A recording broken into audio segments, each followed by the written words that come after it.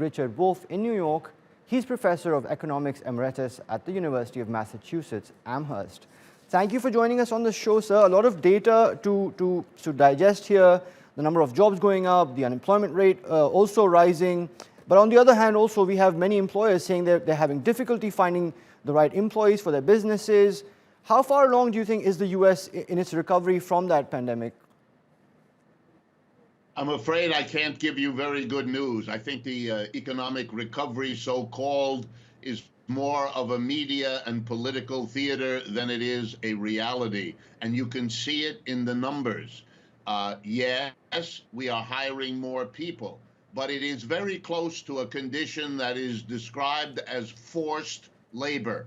Half of the states in the United States have taken away the supplemental unemployment benefits that were given to people during the COVID disasters of the last year and a half. Those have been withdrawn because of the business community's statements about labor shortage. What that means is that millions of Americans are now without the kind of support they needed, even though their incomes have not been raised and they have not recovered from their lost jobs and lost incomes. These people are forced back to work because they have really no option.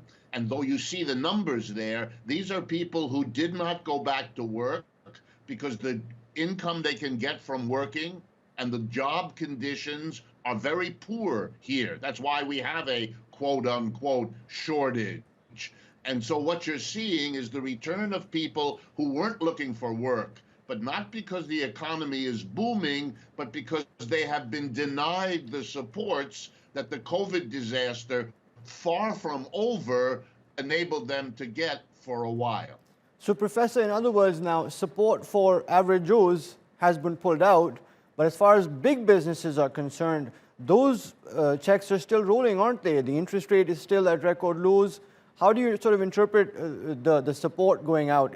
Who is it helping more?